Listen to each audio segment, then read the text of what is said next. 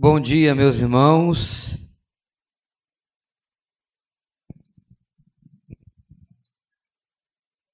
Vamos orar. Começar assim a nossa terceira aula em princípios bíblicos de finanças. Deus querido, obrigado pelo dia de hoje. Obrigado por mais uma semana que começamos, ó Pai, na Tua presença. Pedimos, ó Deus, que Tu venhas abençoar, ó Pai, o nosso tempo nesta manhã.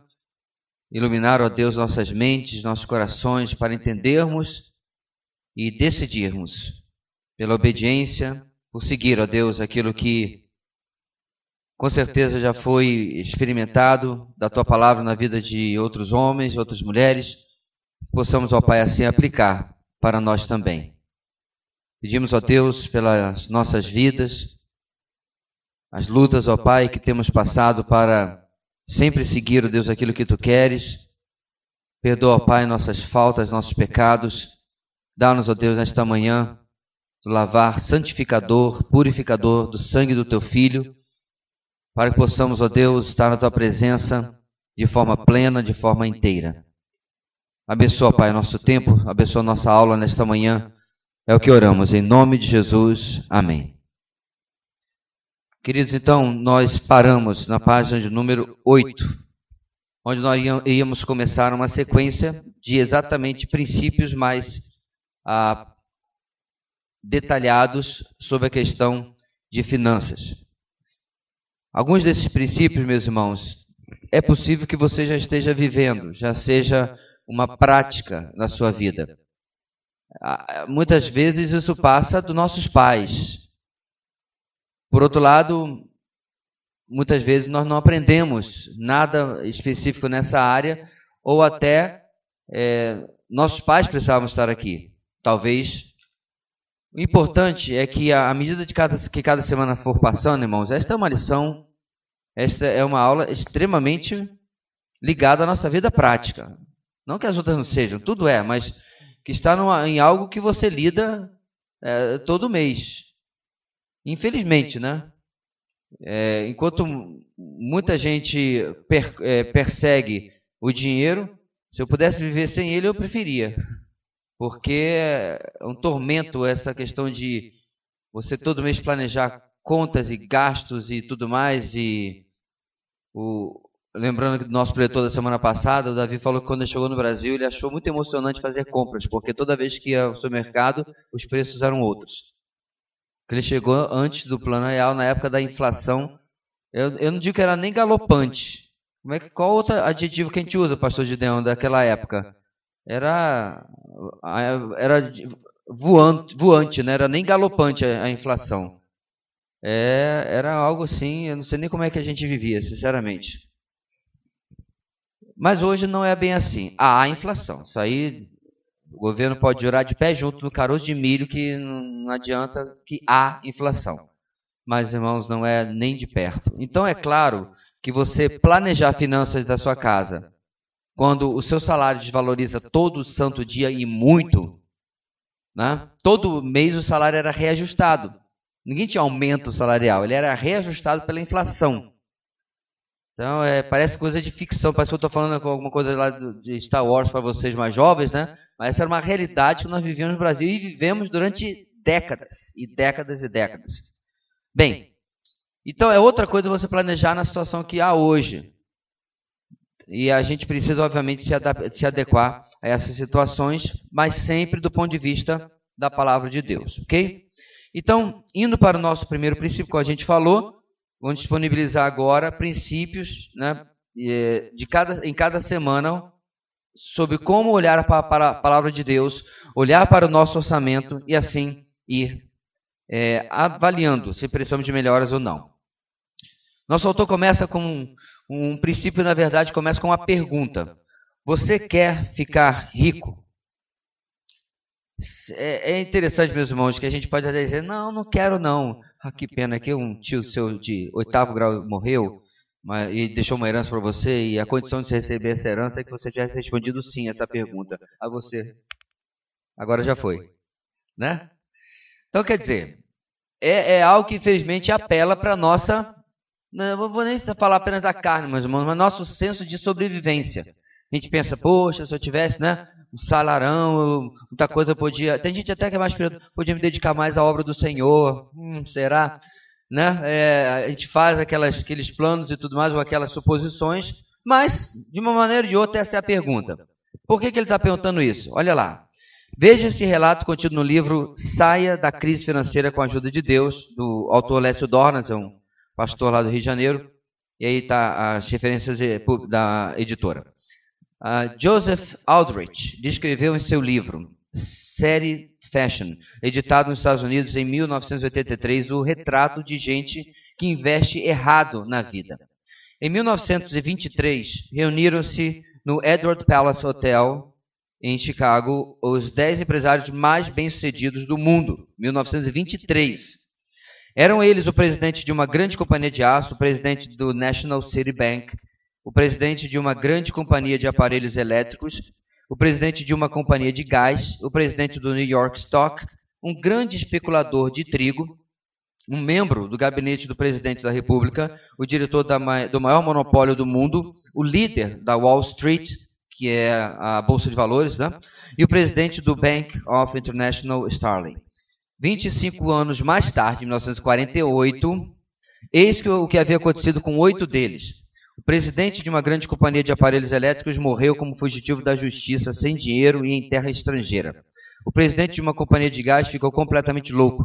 O presidente do New York Stock esteve preso, mas foi solto da penitenciária. O grande especulador de trigo morreu no estrangeiro, falido. O membro do gabinete do presidente da República teve a sua pena diminuída para poder morrer em casa. E outros 3 tiveram o mesmo fim, suicidando-se. 25 anos se passaram. Os homens mais ricos do país, esse foi o fim deles. Isso não é nenhuma alegoria, irmão. Isso aqui é a literatura da história. Como está aqui, fato histórico. Realmente aconteceu. De repente é algo que até quem faz faculdade de economia estuda esses casos aqui, não sei. Talvez não fosse necessário relatar uma história do século passado para perceber que a riqueza é um alicerce inconfiável. Pois bastaria citar algumas das últimas notícias de escândalos de corrupção que vemos toda semana na mídia, ou lembrar de pessoas que ficaram famosas recentemente por coisas incríveis que fizeram por causa de riquezas. Mas com isso em mente, podemos perceber mais facilmente o quanto o texto de 1 Timóteo 6, 9 a 10 é verdadeiro e extremamente atual. Antes de nós lermos, vamos lembrar aquilo que foi falado na semana passada na nossa conferência. Uma pesquisa, isso foi feito nos Estados Unidos, mas você pode fazer no Brasil e é a mesma coisa. Da maioria dos ganhadores de loteria, loto, Mega Sena, sei lá mais o que tem aí, no espaço de alguns anos, não tem nada mais. Foi-se tudo. Fizeram, uns anos atrás, também um acompanhamento com os ganhadores dos programas dos reality shows que criaram nos últimos 15, 20 anos, né? O Desafio, Big Brother e sei que lá se tem mais algum e tal. Os prêmios de algum deles são R$1 milhão. R$1 milhão, irmãos, eu sei que pode parecer estranho para você. Não é lá tanto dinheiro assim. É dinheiro para nós, tá? Pobres mortais. Né? Mas se você não cuidar, não é lá tanto dinheiro assim. Hoje, se você for comprar um terreno aqui em Boa Vista e construir uma boa casa, certo? Boa casa. Não é aquela casa que até projetista faz porque está dentro de 70 e poucos metros quadrados, não. Uma boa casa é 450, 500 mil reais. E já foi metade do seu prêmio.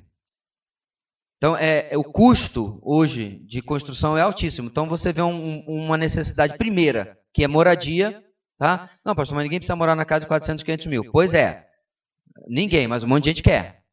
E tendo R$1 milhão na mão, a casinha que ia sair por 113.843, porque eu calculei até a cerca de madeira, que eu não vou poder botar o muro, agora eu vou poder comprar o terreno do lado e fazer uma casa melhor. E essa casa melhor, lá se vai essa dinheirama toda. Né? É só você estar duvidando, dá uma pesquisadinha nos terrenos, nos loteamentos perto do shopping. Aí você vai cair para trás dos preços. Perto do outro shopping, que é menos privilegiado, né, e é saída da cidade, ao final do pagamento, vai sair por 150 a 170 mil reais aqueles terrenos que não são grandes. Diga-se passagem, tá? Então, fizeram a pesquisa com esse pessoal aí desse reality shows, não sei se quem viu esse documentário, a maioria está na penúria. Teve uma que o que sobrou foi um salão de beleza. Gente, é R$1 milhão, sobrou um salão de beleza. O resto todo foi-se embora. Como diz Provérbios, irmãos, o rico tem muitos amigos. Amigos, né? Aparece. Sai parente, sei lá da onde. E assim, se não sabe controlar, não sabe dizer não, obviamente não dura. Vamos ler esse texto juntos, irmãos? Está aí grifado no final da página número 8. 1 Timóteo 6, 9 a 10. Os que querem ficar ricos caem em tentação, em armadilhas e em muitos desejos descontrolados e nocivos, que levam os homens a mergulharem na ruína e na destruição, pois o amor ao dinheiro é a raiz de todos os males. Algumas pessoas, por cobiçarem o dinheiro, desviaram-se da fé e se atormentaram com muitos sofrimentos. Então, meus irmãos, essa história é, como a gente está vendo, mais velha do que o mundo, em como, infelizmente, a ética, como que os princípios das pessoas são corrompidas pelo amor ao dinheiro, não é nem ao dinheiro em si. Você acha que buscar riqueza é um objetivo nobre para a sua vida? No último trecho do versículo 10, Paulo está dizendo que crentes desviaram da fé porque cobiçaram o dinheiro. O que fazer para não cair na tentação de querer ficar rico e colocar o coração nisso? Veja a orientação que Paulo dá a Timóteo no verso 11 e 12, parte A. Vamos juntos, irmãos? Você, porém, homem de Deus, fuja de tudo isso. Ou seja, o desejo de ficar rico, né? Isso aqui é um adendo. E busca a justiça, a piedade, a fé, o amor, a perseverança e a mansidão. Combata o bom combate da fé, tome posse da vida eterna. Perceba, meu irmão, olha a referência de uma página e de outra. É o mesmo contexto. Aí mais um ponto para a pregação expositiva. Quantas e quantas vezes eu vi mensagens pregadas para pastores que ficou apenas no 11 e 12. Quantas vezes eu vi mensagem, uma vez que Timóteo é um jovem, pregada para jovens, só no versículo 11 e 12. Que benefício que seria pregar, por exemplo, para esses jovens que estão começando a pensar em carreira, começando a pensar em faculdade, o versículo 9 e 10. Porque daqui a um pouco, eles vão estar passando num concurso, indo para o seu primeiro emprego, recebendo o seu primeiro contra-cheque.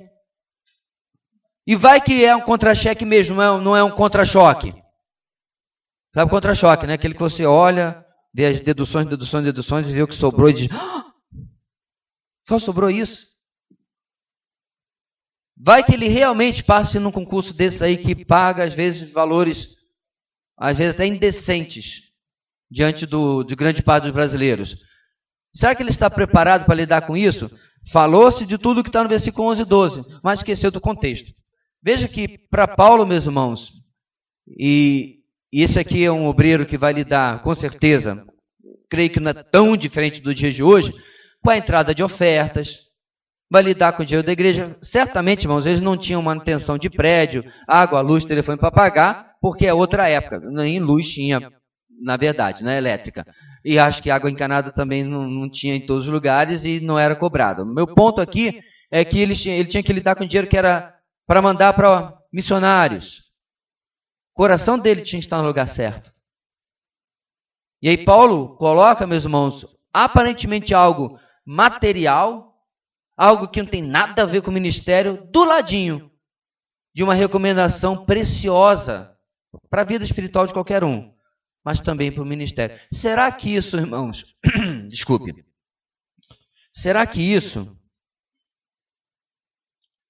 fala alguma coisa para a nossa vida em casa? Qual é o estilo de vida em relação a isso que eu estou passando para os meus filhos? Será que eu passo apenas a maneira certa de responsabilidade de lidar com dinheiro, com bens materiais e tudo mais, ou eu passo para eles um desequilíbrio em que ele vê no papai e na mamãe uma busca exagerada pela parte material, pela parte financeira. Essa conferência, irmãos, foi providencial, porque tem tudo a ver com o assunto que a gente está tratando. É a continuidade daquilo que a gente viu, ou daquilo que, na verdade, a conferência foi um ótimo parênteses daquilo que a gente já começou a ver e continua vendo agora. Porque ou eu vou escolher, meus irmãos, versículos 11 e 12, ou eu vou cair no problema do versículo 9 e 10.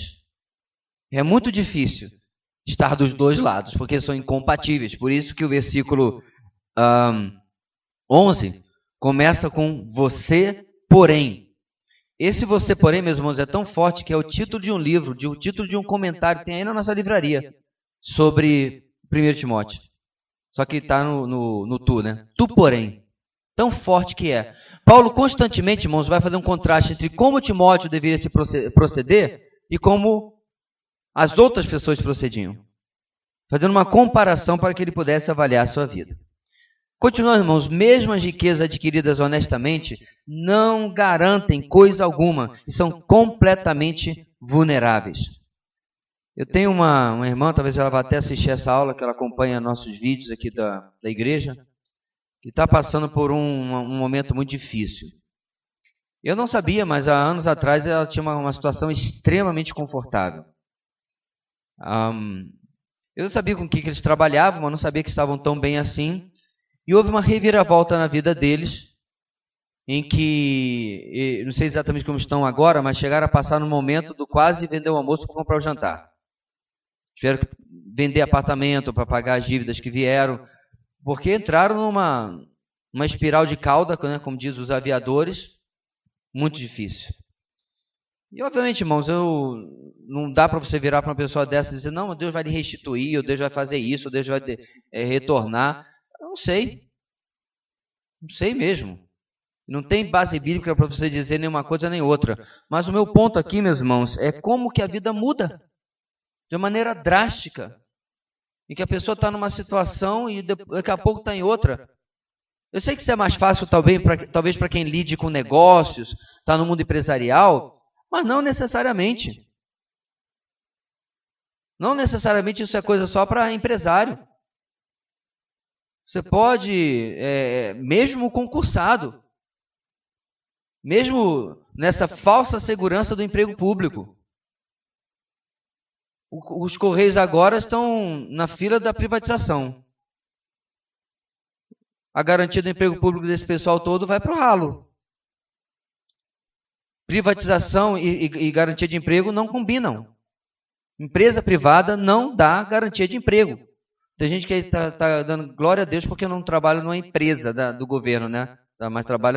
Mas o governo pode extinguir o seu departamento. Eu nem sei se a lei diz que ele é obrigado a realocar você, mas se muda a lei. Se muda a lei que um órgão extinto termina a segurança, a garantia de emprego daqueles servidores. E aí? Irmãos, a vida muda. E o ponto aqui da lição é, eu estou colocando a minha confiança nessas coisas? Eu vivi inconstante, de plantão para plantão, ou de emprego de venda para emprego de venda. Finalmente passei no concurso, agora estou seguro. Saudade do tempo que a gente cantava, seguro estou na rocha, não no meu emprego. Sério, irmãos, isso é muito sério. De examinar os nossos corações, porque quando a gente fica falando de dinheiro, talvez você esteja assim, não tenho mesmo, né? Não tenho esse dinheiro todo. Muito mal fecha o meu mês aí com R$30 na conta, então estou livre dessa lição. Você vê, meus irmãos, que existem outras coisas que nós podemos idolatrar? Mesmo sem ter tanto dinheiro assim? Outras coisas que podem nos trazer esse senso falso de segurança, como ele está dizendo aqui. Uma sensação que não é real, que não é a mesma que a dependência do nosso Deus pode nos dar. Outros textos aqui, irmãos. Provérbios 23, 4 a 5. Vamos ler juntos? Não... Tá todo mundo com a apostila aí? Atenção. Acordaram? Vou dormir às 2h30 da manhã. Tô acordadão. Você? Ok. Vamos lá? Não esgote suas forças tentando ficar rico. Tenha bom senso. As riquezas desaparecem assim que você as contempla. Elas criam asas e voam como águias pelo céu. E quem escreveu aqui foi um cabra podre de rico, viu? Diga de passagem. Timóteo 6,17. Ordene aos que são ricos no presente mundo que não sejam arrogantes, nem ponham sua esperança na incerteza da riqueza, mas em Deus. É complicado, meus irmãos, porque muitas vezes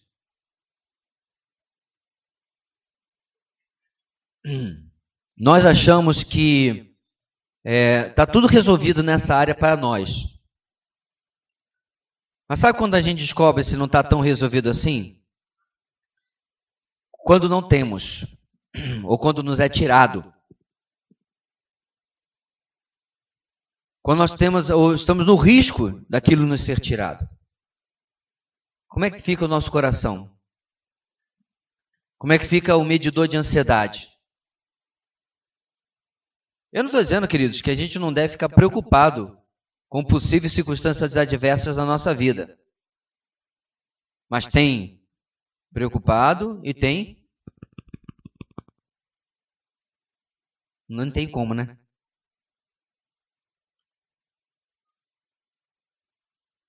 Quatro da manhã, está deitado na cama assim.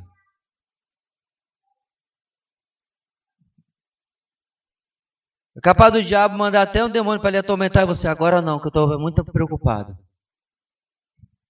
Nem as forças do mal lhe causam mais mal do que você já está se causando.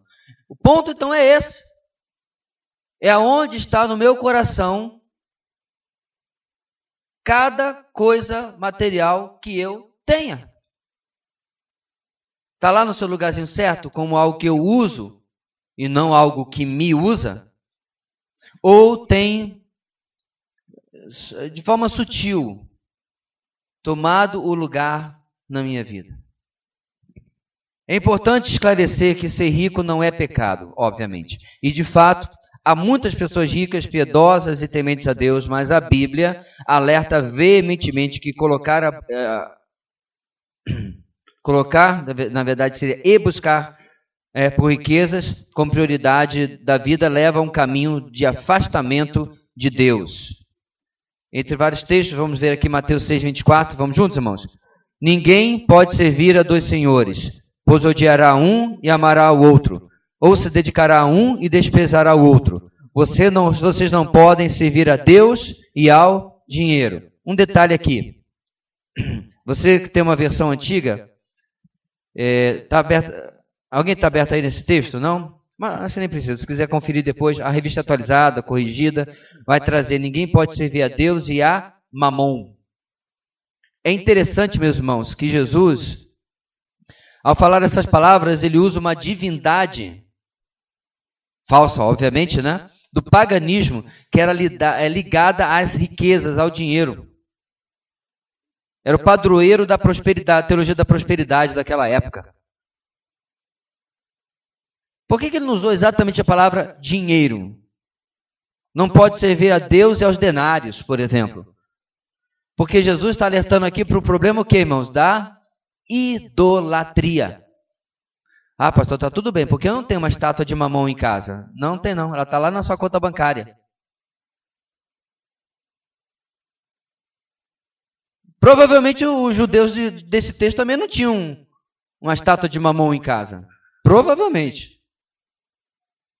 Mas entenderam a mensagem. Mais um judeu naquela época que estava, né, escaldado com a questão da idolatria, que tinha passado por toda, não eles, mas seus antepassados, toda a questão do cativeiro babilônico, né, tudo aquilo que a gente está vendo em Osésio, que vem depois, e assim, idolatria, estavam curados, pelo menos dessa parte, da idolatria de imagens. Então eles não tinham certamente uma imagem de Mamon em casa, mas entenderam direitinho o que Jesus estava dizendo. E aí, meus irmãos, a nossa lição dá uma coleção de textos que vão nos explicar a mesma coisa. Colocar a esperança no dinheiro também é tolice. Mais textos. Compreender isso, irmãos, é básico para lidar com o dinheiro da maneira de Deus. Ele não quer que vivamos em função do dinheiro, mas sim que usemos o dinheiro sendo mordomos fiéis, que honram o Senhor e cumprem a sua palavra. Último texto dessa parte, irmãos, juntos. Quem ama o dinheiro jamais terá o suficiente. Quem ama as riquezas jamais ficará satisfeito com seus rendimentos. Eclesiastes 5:10, texto que nós vimos exposto na semana passada. Irmãos, antes de nós passarmos para a próxima, como vocês viram, o título do nosso primeiro princípio era só um chama, né? Só um chamariz, porque obviamente ele não quer saber de lhe levar a querer ser rico. Esse não é o ponto aqui do texto. Então, meus, como é que a gente pode tirar pelo menos uma aplicação bem básica sobre isso? Jovens, escolha da sua carreira. Nós vivíamos anos, ou melhor dizendo, séculos atrás, em que a carreira era muito simples. Como é que se escolhia? Este não é Jesus, filho do carpinteiro? Ou seja, a profissão do pai passava para o filho. Então era simplesmente uma questão de cada casa era um SENAC, treinamento. Pai mesmo ensinava o filho a sua profissão. Filho de agricultor vai ser agricultor. Claro que eu acredito que havia certa transição de uma carreira para outra. Não acredito que todos os filhos de José acabaram sendo carpinteiros, ok?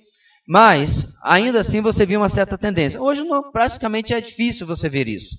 A não ser às vezes quando tem um negócio da família e é necessário, né, para que não se perca, que os filhos assumam. Meu ponto aqui, meu irmão, é o que passa pela sua cabeça na escolha da sua carreira. Tem sido realmente algo que é fruto de oração? Ou é apenas o que paga mais? Eu gostaria de acreditar que todo mundo que procura esses vestibulares mais concorridos é por vocação, mas eu tenho lá minhas enormes dificuldades de acreditar nisso. Me perdoe tocar na ferida de uma profissão em particular, apesar que só tem um representante aqui, que é o irmão Enofre, mas se fosse verdade que todos os médicos fossem médicos por vocação, eu não teria convivido com os cascas grossas que convivi nos 5 anos que trabalhei nesse meio. Teve um que literalmente eu perguntei, o senhor jamais considerou a faculdade veterinária, não? Porque pelo menos o cavalo dá o coice de volta, né? Se ele for destratado. O que atraiu foi o dinheiro. Não é à toa que ele tinha, não vou mencionar não, porque não sei se o carro que ele tinha estacionado na frente da Unimed, porque na época acho que era só ele que tinha, mas deixa para lá. Porque, irmãos, vocação é vocação. Agora, ele não é crente, é outra coisa, mas e nós? Será que você escolhe a sua profissão apenas, né? Você vai lá nos concursos, olha quanto esse aqui paga. Aí passa 30 anos naquela profissão reclamando da vida, reclamando do que faz. Aliás, diga-se de passagem, o que mais se vê é trabalhador que passou no concurso, que tinha tantas horas para cumprir, para ganhar tanto, 6 meses depois está numa manifestação. É um absurdo essas horas na nossa profissão. Quanto tempo você trabalhou? Eu estou há 6 meses. Valha-me. Porque fez o concurso, não estava no edital.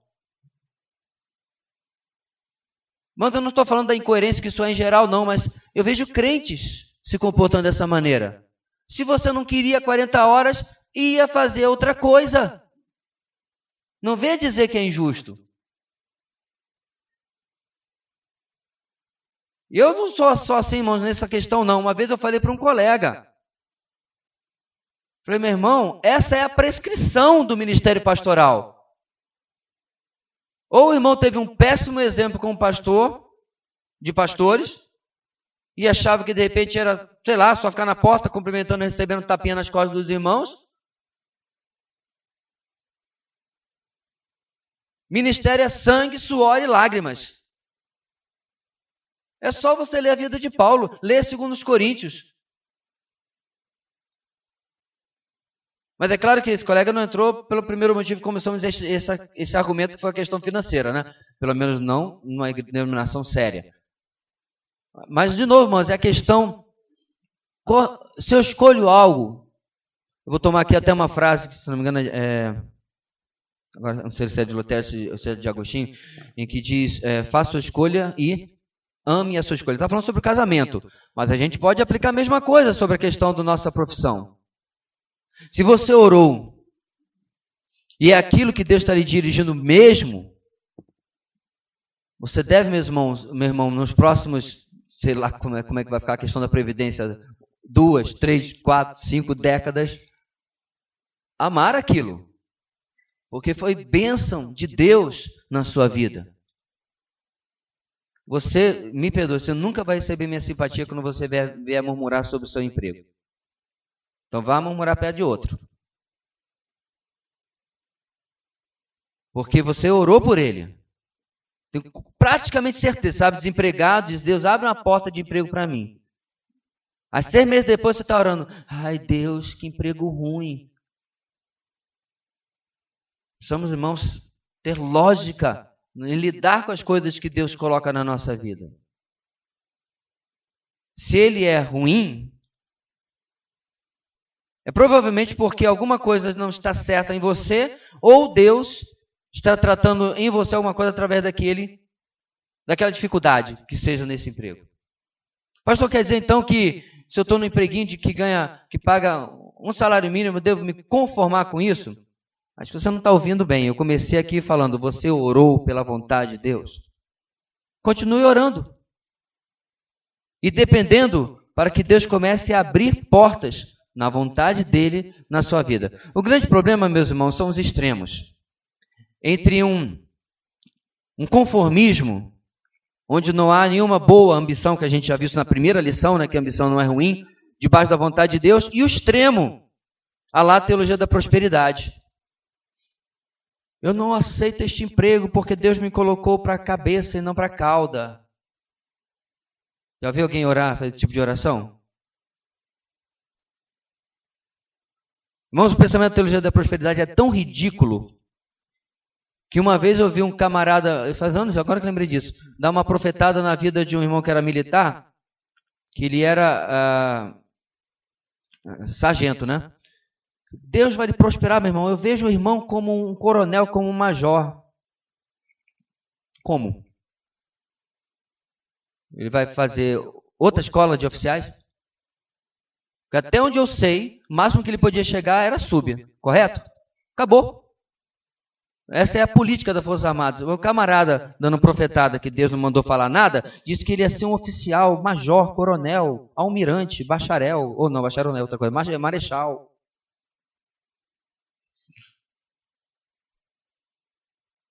É a idolatria de que só sargento. Muito pouco para você. Você não é cauda. Sargento é cauda. Tem um monte de gente lá fora que queria um empreguinho de sargento. Mas para aquele falso profeta, não era algo de Deus. Aí eu fico pensando se aquele camarada acreditou naquilo, né? Tinha um mínimo de inteligência para acreditar no negócio desse sendo militar, sabendo que tal coisa não podia acontecer, né? Ou seja, tudo isso vem da onde? Da idolatria dessa frase, da resposta dessa frasezinha aí.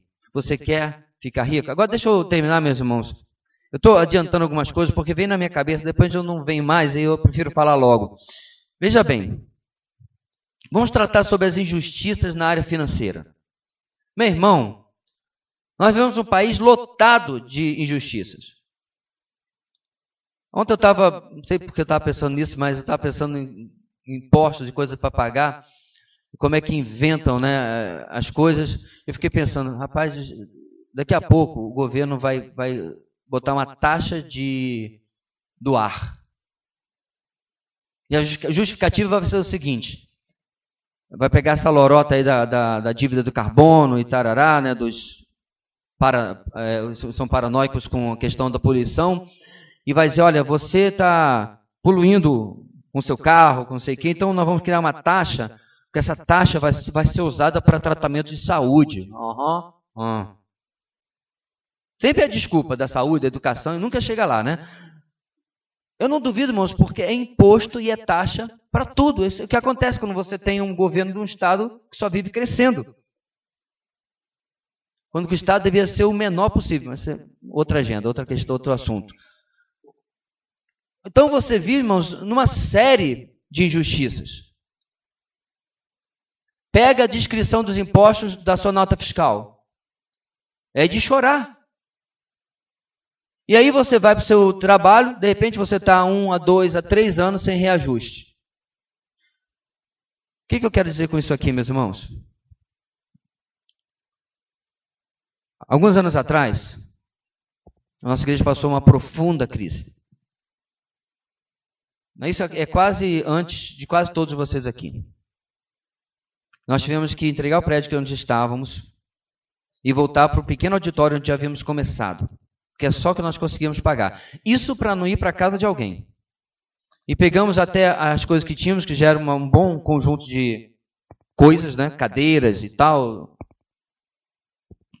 Eu acho que tínhamos até já esse púlpito, sim. E saímos despachando, guardar na casa dos irmãos, porque não tinha onde colocar. O auditório que a gente ia era alugado, a gente ia para lá, usava e saía.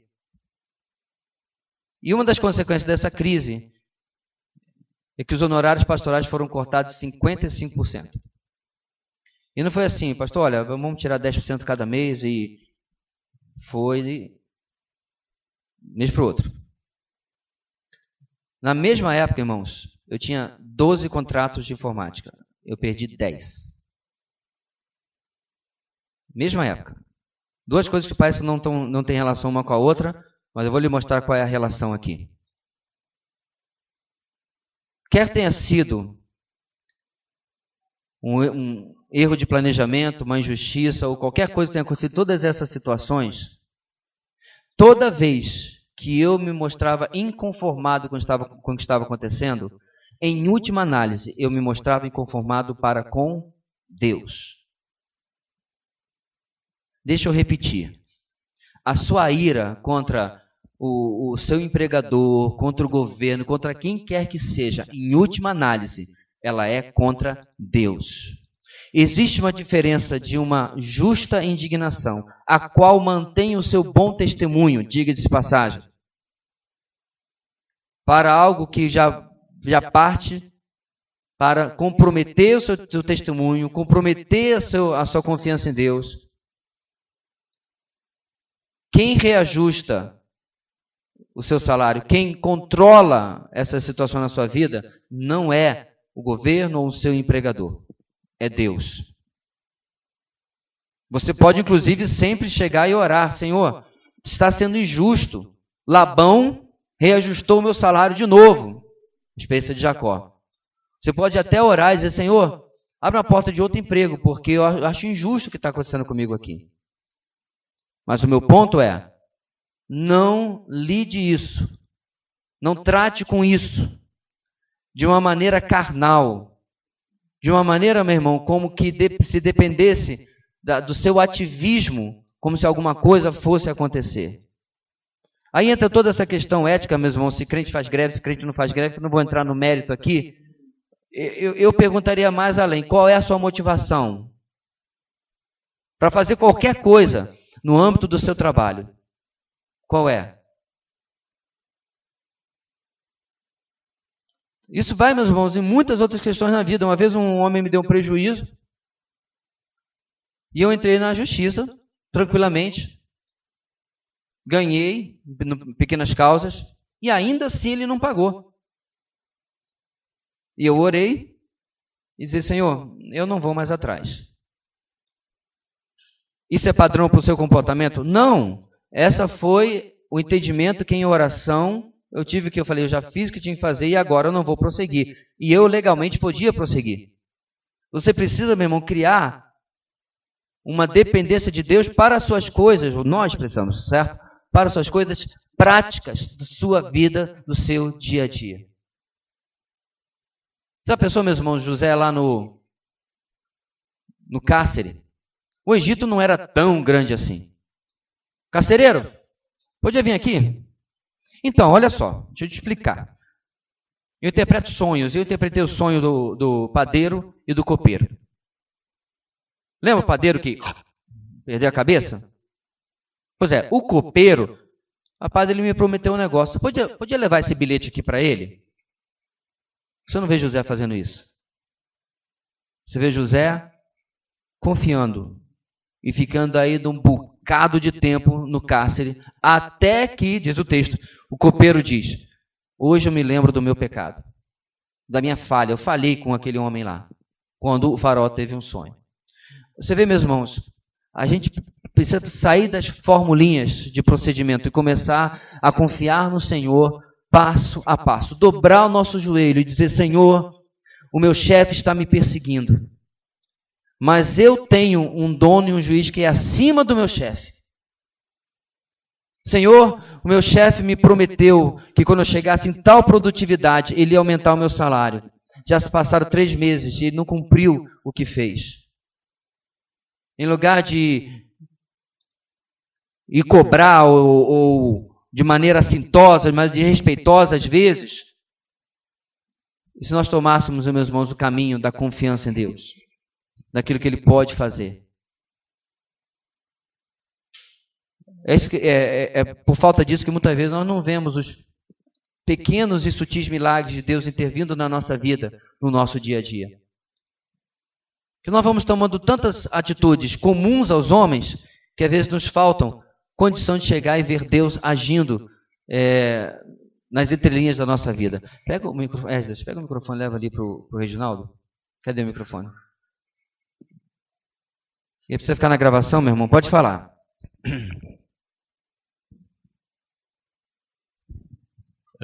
Pastor, a minha pergunta é o seguinte. Nós somos sabedores da livre agência, né, que a gente tem com Deus, né? E qual seria o limite da nossa livre agência com as finanças, né, e as demais coisas? O limite é a dependência que a gente vai criando com Deus naquilo em que Ele ainda não determinou o que eu devo fazer. Eu, por exemplo, apesar de todo esse debate e pessoal brigando nas redes sociais sobre a questão de dízimo, eu compreendo que é um princípio válido, bíblico, de contribuição, voluntário. Mas como eu costumo explicar, é uma voluntariedade onde, quando eu vejo um homem que é um exemplo, como Abraão, seguindo, eu vejo que é uma voluntariedade que eu me imponho, não a igreja, muito menos um pastor, eu me imponho. Tanto que eu sou dizimista desde a minha adolescência. E nunca cobrei a Deus prosperidade por isso. Muito pelo contrário. Já comi o pão que Jeová amassou e nem fiquei cobrando dele. Mas, Senhor, eu sou dizimista. Então, tirando isso à parte, eu tenho o problema mais grave, que é o que fazer com os 90%. O que fazer com 10% é mole, meus irmãos. Está lá. É aí que a livre agência vai entrar, em que eu vou precisar começar a aplicar princípios. Lembra que eu falei, meus irmãos, há um tempo atrás, especialmente pela situação que estamos vivendo aqui em nossa cidade por causa do país vizinho? Você compra 10 quilos de arroz por mês? Compre 11. Você compra 5 quilos de feijão? Compre 6. Compre 1 quilo a mais de açúcar. Compre um pacote a mais de arroz. Ou seja, eu devo, na minha livre agência, ter no meu orçamento alguma coisa para ajudar o meu próximo. Eu não preciso que a minha igreja seja transformada numa ONG. Eu não preciso entrar por esse viés que não tem base bíblica. A base bíblica é amar ao próximo. É se compadecer da dor do próximo. É dar uma olhada no meu guarda-roupa, né, e ver que eu tenho 30 pares de calça e só 2 pernas. Quantas calças jeans eu preciso? Eu tenho uma para sair e outra para bater durante a semana, que é cheio de remendo. Vocês irmãos já viram. Mas é fashion, porque, né? É da moda. Só que o rasgo era muito simples, então eu preferi botar um remendo e tal. E já tive gente que me perguntou: onde você comprou essa calça? Eu falei: essa aqui é produção exclusiva. Traz aqui a sua calça que eu vou lhe mostrar como você faz. Você rasga e costura de novo. Mas às vezes não é verdade? Aí o cabra tem 10 jeans em casa. Pra quê? Tu não sai isso tudo. Não tem dinheiro para passear esse tempo todo. Aí você começa a avaliar, né, se o seu orçamento está servindo a sua vaidade ou a sua necessidade. Inclusive, a gente teve uma semana inteira de devocional que foi sobre isso, lembra? Já faz uns 2, 3 meses, que tratou exatamente sobre isso. Aí você examina lá, você tem 5 sapatos sociais. Meus irmãos, eu uso sapato social domingo à noite. Ou quando alguém morre, ou quando alguém casa. Para que eu quero 5? A Leila perguntou outro dia se eu não estava na hora de comprar outro sapato. Tá nada, isso aqui é só passar uma graxa. Pode reparar, todo domingo à noite, mas eu estou com o mesmo sapato. Há 3 anos. Eu não tenho necessidade de outro sapato. Para quê? Um sapato bom, de couro, é R$200. Meu sapato de R$200, que inclusive eu ganhei, está rendendo há 3 anos. Mas eu não estou falando isso para vocês dizer, pastor, coitadinho do nosso pastor. Se você me der, provavelmente o que eu vou fazer? Eu vou pegar o meu, vou dar para alguém e vou ficar com aquilo que você me der. Meu ponto aqui, meu irmão, voltando para a sua pergunta, a minha livre agência está me levando para ser tem uma palavra americana que até fizeram um monte de reality show, que é os acumuladores. É uma palavra difícil de pronunciar, não vou nem tentar, porque eu acho que eu vou até errar. Mas é a pessoa que tem um clot. Clot é quando é que tem entupimento da veia? Coágulo. Tem um coágulo que não passa o sangue, né? A casa da criatura é um coágulo. Aonde você... Já viu essas séries, o reality show que você entra, você tem que empurrar a porta para abrir? Ah, pastor, isso aí é um absurdo. Se o seu guarda-roupa já está assim, ó, com as pernas, entendeu? Não está aguentando, algo me diz que seu coágulo não está pela casa, mas está dentro do seu guarda-roupa. E aí vai a livre agência. A gente começar a colocar limites para aquilo que a gente tem. Irmãos, eu conheci já crente, porque eu fui na casa fazer esse negócio de informática, era uma desgraça. Você via as coisas, eu acho que eu tinha que entrar assim, me leve até o computador, e aí eu olhava só para a tela. Mas eu uma vez fui fazer um serviço na casa de uma irmã, graças a Deus de outra igreja, ela tinha 10 óculos escuros. Quase que eu perguntei, a irmã é fotofóbica? Mas mesmo que seja fotofóbica, para que 10 óculos escuros? Irmãos, e não era de camelô, não. Era de ótica mesmo. Isso é muita vaidade. É muita superficialidade, é muita futilidade. Alguns meses atrás eu falei para vocês sobre a questão de tênis. 400, 500, 600 reais num par de tênis. Para quê? Qual a necessidade? Esses dias eu entrei num site, não vou falar aqui para fazer propaganda. Aí lá estava uma faixa de tênis, onde tinha assim, tinha o 39, não tinha o 40, não tinha o 41, aí tinha o 42. Sabe como é que é? Ponta de estoque. Tudo 60%, 70% de desconto. Então, todo mundo com tênis novo. E eu não gastei nem R$200. Não, um pouquinho mais, R$220. Tá pronto. Me leva para lá e para cá, igualzinho o tênis do fulano que custa um salário mínimo. Ah, pastor, mas não vai durar tanto. Nem você, meu querido. Você pode morrer e o Nike vai ficar aí de R$700. Aliás, se for 40, dá para mim. Vai durar tanto. Até parece que se inventasse um tênis que durasse 10 anos, no curso de 10 anos você não ia comprar outros 10 tênis.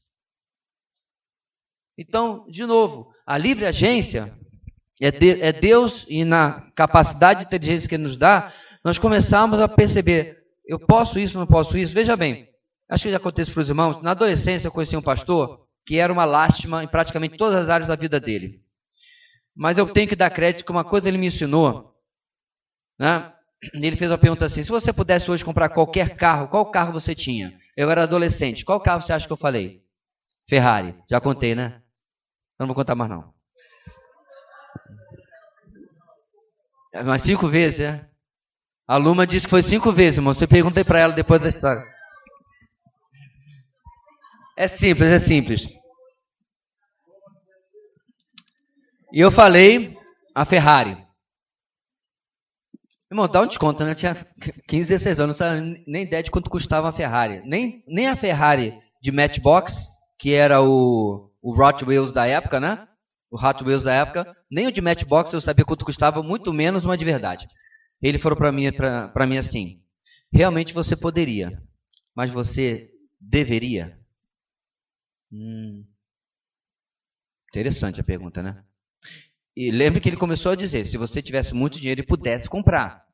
Porque, meus irmãos, você fica assim, o Ronaldo comprou uma Ferrari de 5 milhões, o camarada ganha 50 milhões por ano.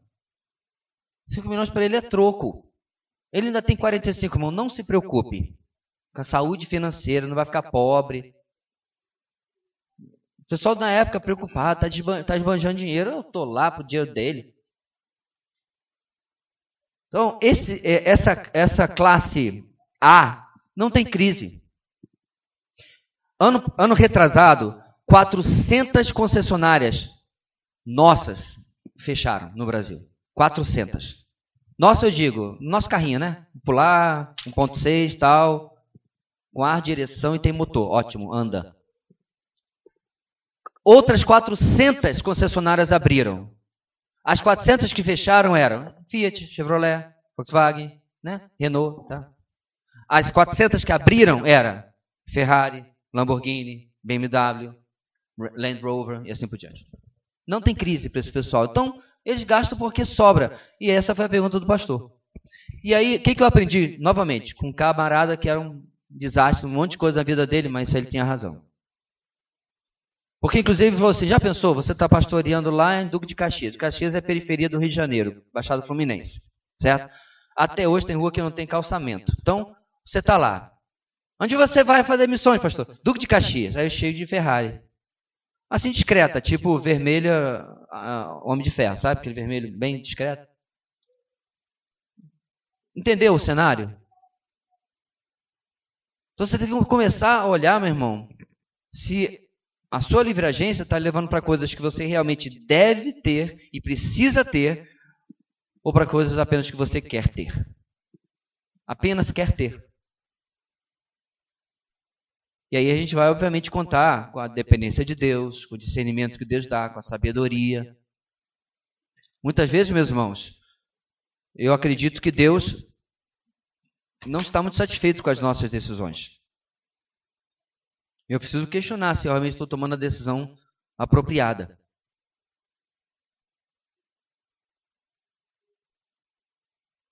Se vocês conhecerem os americanos que eu conheço, muitos aqui provavelmente mudariam muito a ideia do que é ser americano.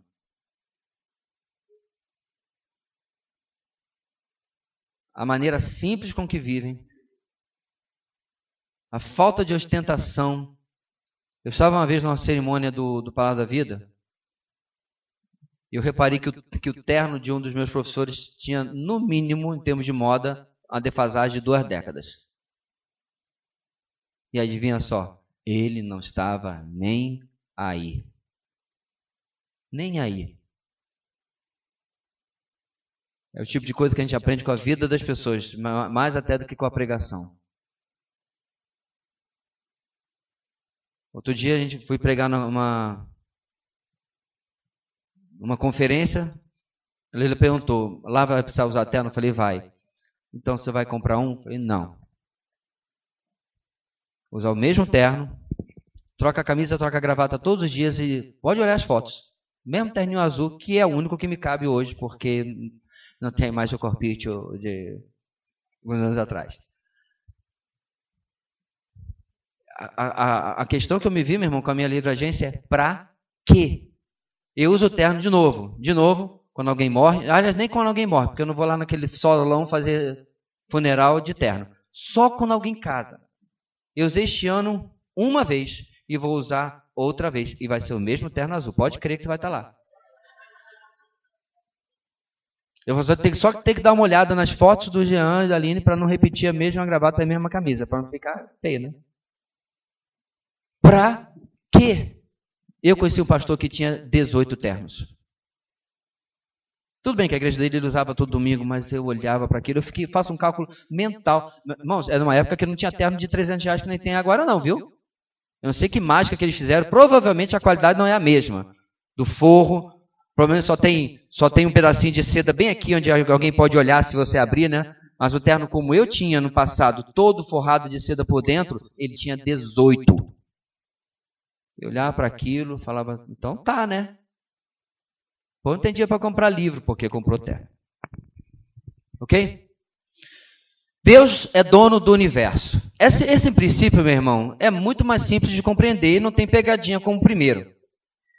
O homem saiu nu do ventre de sua mãe, e como vem, assim vai. De todo o trabalho em que se esforçou, nada levará consigo. Eclesiastes 5,15.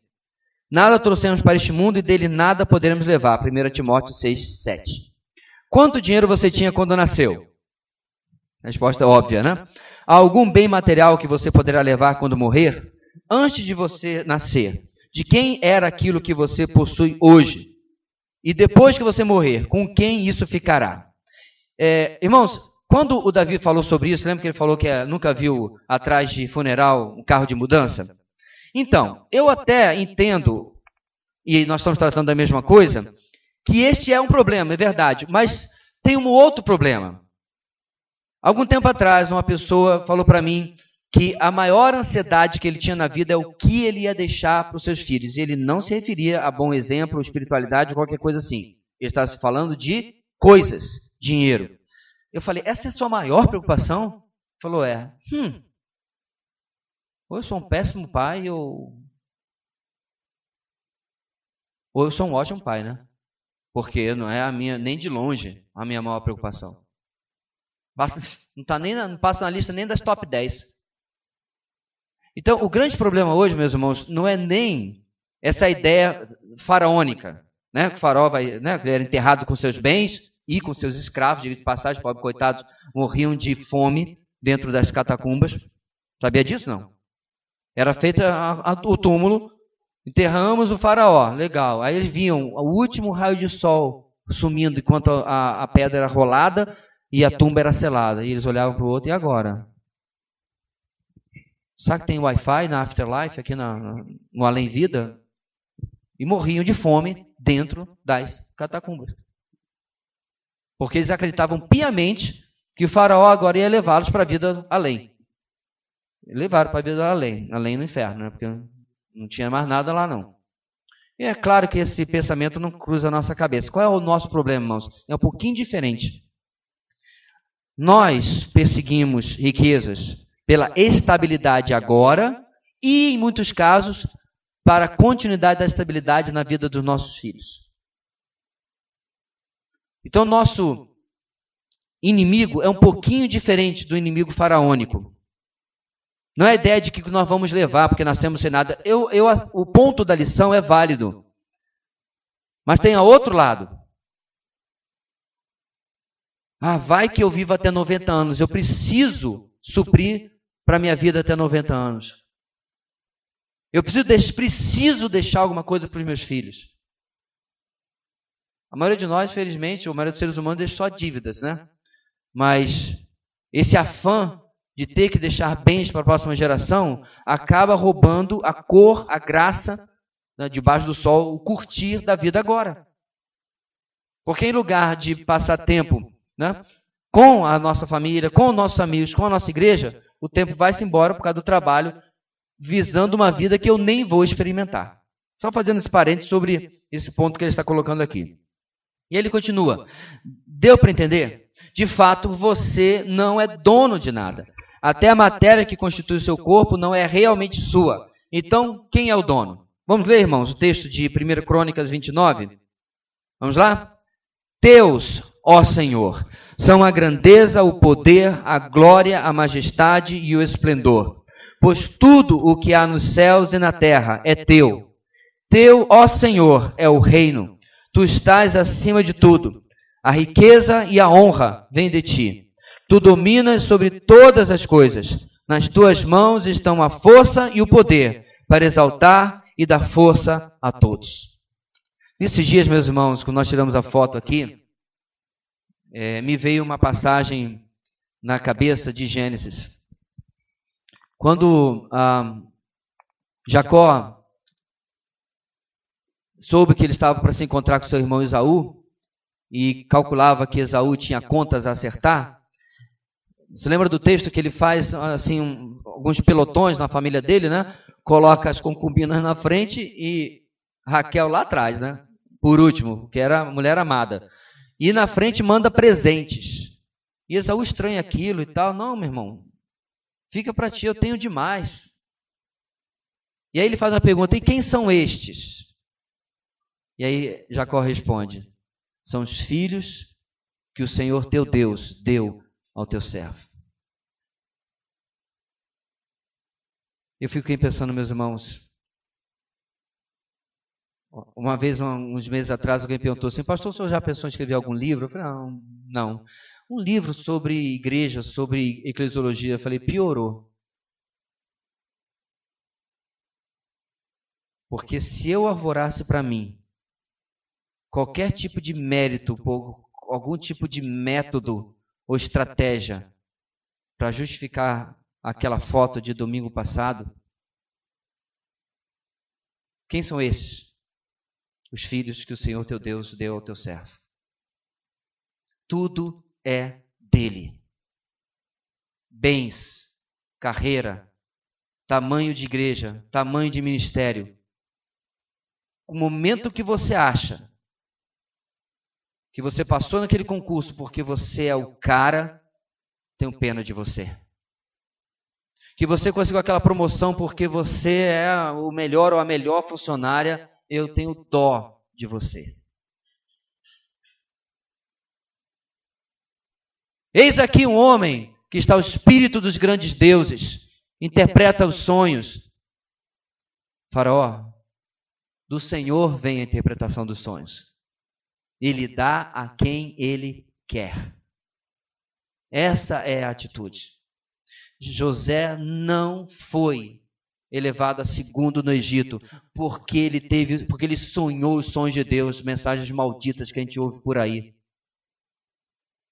José não chegou onde ele chegou porque José, irmão, ouve a mensagem que nós pregamos aqui uns anos atrás em Gênesis sobre a vida de José. Era um menino mimado que teve que ser quebrado por Deus para poder chegar até algum lugar. Seu pai estragou José. O propósito de Deus para a vida dele, e ênfase de Deus, precisou ter um pequeno desvio através da cisterna vazia, da venda na mão dos mercadores árabes, da casa de Potifar, da prisão egípcia, para que ele pudesse ser tratado. Para que ele pudesse compreender o que ele fala do Senhor e a interpretação dos sonhos. Ou seja, meus irmãos, aliás, esta oração de Davi é um dos meus textos preferidos na Bíblia. Os vencedores por Cristo, 30 anos atrás, transformaram em canção, e eu, não nessa grafia aqui, eu praticamente decorei esse versículo. A música, quando é texto bíblico, é fabulosa para isso. Você pode procurar no YouTube, tem lá, 1 Crônicas, capítulo 29, coloca vencedores por Cristo do lado. Tua, Senhor, é a grandeza e o poder. Literal, o texto. E a oração de Davi é por quê? Porque na sequência, preste bem atenção, o povo tinha trazido tanta oferta para construir o templo que Davi, à semelhança de Moisés no tabernáculo anos antes, teve que dizer: povo, chega. E aí Davi continua essa oração dizendo: mas Senhor, quem sou eu? E quem é este povo para que possamos te ofertar com tamanha liberalidade? Tudo recebemos das tuas mãos e para ti devolvemos. São os meus filhos, meus irmãos, com 3, 4, 5 anos, vindo lá trazer um presente que eu havia comprado. Todo feliz da vida. Feliz Dia dos Pais. Para mim? Você comprou? Aí eles: não. Queria ser sincera, né? Nem se mente. Não. Aí chutavam o mais óbvio para eles, né? Fala: mamãe. Mas é seu, né? É meu. meu presente. Não é exatamente isso que você faz quando você traz a sua oferta. Vou trazer minha oferta aqui para o selfie. Aí põe na rede social, devemos ser fiéis ao Senhor. Nunca vi ninguém fazer isso não, mas não duvido mais nada. Tudo das tuas mãos recebemos e para ti devolvemos. Tudo dele. Tanto a prata quanto o ouro me pertencem, declara o Senhor dos Exércitos. Ageu 2:8. Além disso, quem está no controle das pessoas e das circunstâncias? Vamos lá? Salmo 135, irmãos, juntos? Na verdade, sei que o Senhor é grande e que o nosso soberano é maior do que todos os deuses. O Senhor faz tudo o que lhe agrada, nos céus e na terra, nos mares e em todas as suas profundezas. Tudo conforme lhe agrada. Atos 17:26, irmãos, juntos. De um só fez ele todos os povos, para que povoassem toda a terra, tendo determinado os tempos anteriormente estabelecidos e os lugares exatos em que deveriam habitar. Por que isso aqui é importante, meus irmãos? Eu quero juntar aqui um texto que diz: o coração do rei está nas mãos do Senhor. A tudo quanto quer o inclina. Então, meus irmãos, a ideia aqui, o texto começa dizendo como rios, é como se Deus conduzisse o fluxo da nossa vida. E quando ele fala o coração do rei, você pode substituir o coração do meu chefe, o coração do meu gerente, o coração dos meus superiores no poder público onde eu estou. Estão nas mãos do Senhor. Lembra que eu acabei de falar sobre as injustiças no seu trabalho? A revolta com isso, meus irmãos, em última análise, é revolta contra Deus. Ano que vem nas eleições, eu tenho orado para que o nosso Brasil tome um outro rumo, que se afaste das políticas humanistas anti-Deus e anti-cristianismo que nós estamos nas últimas 2 décadas, no mínimo. Se você não quiser pensar até mais longe, mas e se não acontecer? Deus está no controle. O pastor Tiago, lá de São José dos Campos, falou que com todo os impeachments e todos os problemas que o Brasil está falando, é como se alguns disseram que Deus tinha abandonado o Brasil. Eu falei, não, Deus está visitando o Brasil. Deus está pesando a sua mão sobre o nosso país.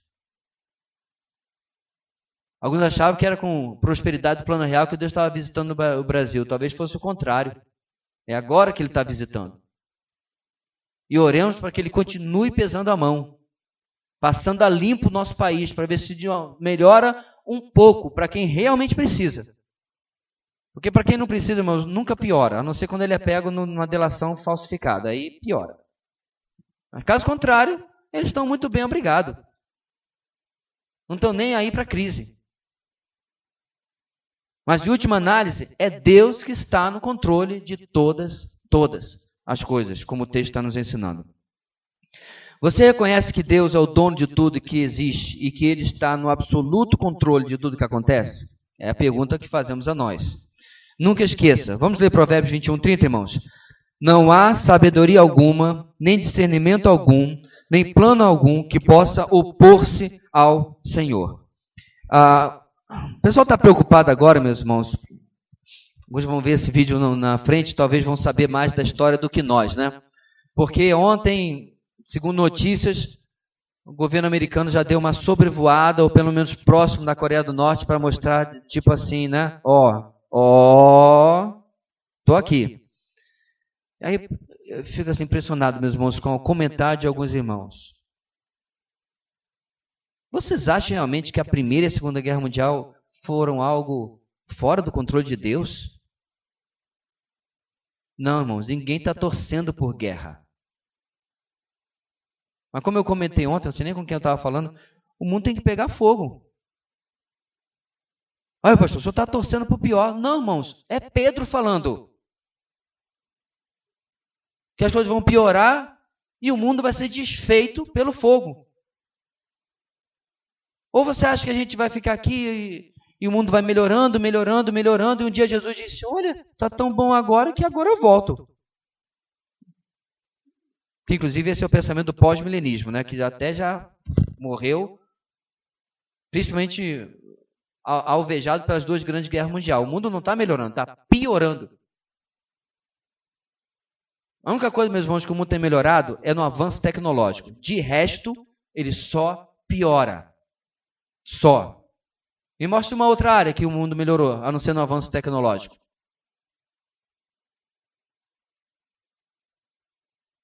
Hoje a gente mora numa cidade desse tamanho. Eu mal conheço meus vizinhos. Quando eu era garoto,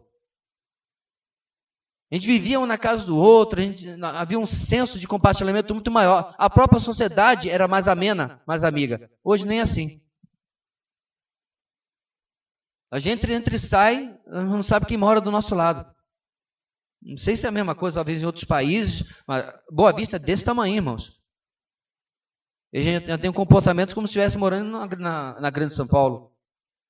Mas isso não é, meus irmãos, efeito da urbanização. É efeito da dessensibilização que o homem está passando. Nós estamos cada vez menos aí para o nosso próximo. Então o homem não está, e a humanidade não está de maneira nenhuma melhorando. Muito pelo contrário. Eu vi uma mão ali, Deus lhe abençoe e leve o microfone até você. Está contigo ainda, Júnior, o microfone? Já voltou? Lá para Fernanda. Alguém ajuda aí?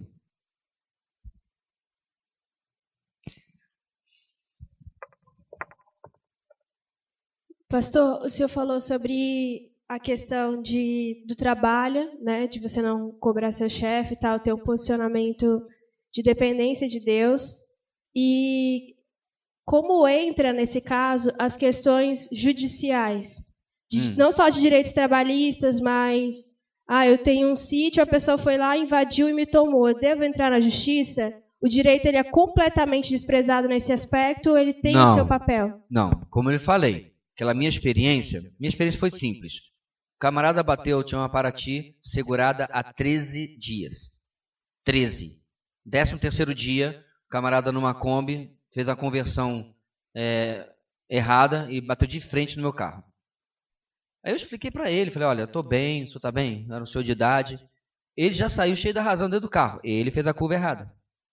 O guarda teve que, depois de um tempo, que se cansou, mandar calar a boca, porque não aguentou mais, vamos falar tanta asneira. Bem, eu falei assim, senhor, o senhor está exaltado à toa. Eu tenho seguro que eu fiz há 13 dias. Eu paguei a primeira parcela. Aí, o senhor paga só a franquia. Irmãos, eu só pedi a franquia dele. E você sabe, se você usa o seu seguro, no ano seguinte, ele é reajustado. Eu ia ser prejudicado, eu não precisava nem usar minha franquia, ou meu seguro. Iria pagar o carro que eu concedo na época, foi R$5.000. E eu não quis pagar os R$700 da franquia. Aí eu fui por pequenas causas. Ele de novo cantou de galo, levou um sabão do juiz. E aí, com o que o senhor pode fazer para ajudar esse senhor aqui? Eu falei, ele paga em 4 vezes. Tá bom para o senhor? Tá bom, mas... E ele chegou a dizer, me admira o senhor um pastor. O que tem a ver uma coisa com a outra? E levou outro sabão do juiz. Eu falei, senhor, aquele não é no sabão, aquele não é pastor. Aquele é a sua vítima. Porque o senhor está errado. Enfim, então, foi uma decisão minha. Acabei de falar, eu não vou transferir para os outros. Agora, o que eu penso é o seguinte, veja bem. Fato real. Eu já vi, irmãos, várias vezes, que estão com causas, mas a atitude é ruim. É vingativa, é irascível. Aí eu pergunto, quem é que está demorando em julgar a sua causa? É o juiz humano ou é o juiz com J maiúsculo? Este é o ponto aqui. Tá? Deus, se for vontade de Deus, meu irmão, preste bem atenção, que a sua causa seja julgada em 24 horas, ela vai ser julgada em 24 horas. Se for vontade de Deus que a sua causa seja julgada em 24 anos, ela vai ser julgada em 24 anos. Se você está num país como o nosso, em que a justiça, desculpe aí os servidores da área, é uma porcaria de lenta, porque há uma série de coisas que tem que ser mudadas, e uma reforma tem que ser feita nessa área também, Alguém rouba uma galinha, é capaz do processo acabar no Supremo, de tão mal feita que a coisa é no nosso país. Enfim, se num país como o nosso, que é desse jeito, acontecer de você ser julgado em 24 horas, você pode ter certeza que Deus fez um milagre. Agora pode acontecer que Deus faça um milagre também e você não ser julgado em 24 anos. Ou que você perca mesmo tendo razão. Eu já tive amigos, irmãos em Cristo, que perderam causas e tinham razão. Aproveitando o parênteses, se você olhar em Coríntios, por outro lado, há uma ordem clara, que eu já vi várias vezes respeitada também, certo? Manso homem bateu no meu carro. Outro dia eu vi um cara errou a saída do sinal e bateu num carro atrás, foi levezinho. A outra saiu do carro assim, mas é você, maninho? Aí eu, ué, acabou a raiva? Eles se conheciam. Ela já saiu do carro. Ô, maninho, foi você que me bateu? Eu só queria saber depois, se a tranquilidade continuou, se por acaso eu não quis pagar, né? Aí a minha irmã em Cristo e ovelha bate no meu carro. E ela disse, pastor, não tenho que pagar não. Já viu esse pessoal que bate no carro? Quer inverter, irmão, para você não ficar de vilão? Não pode ser assim mesmo.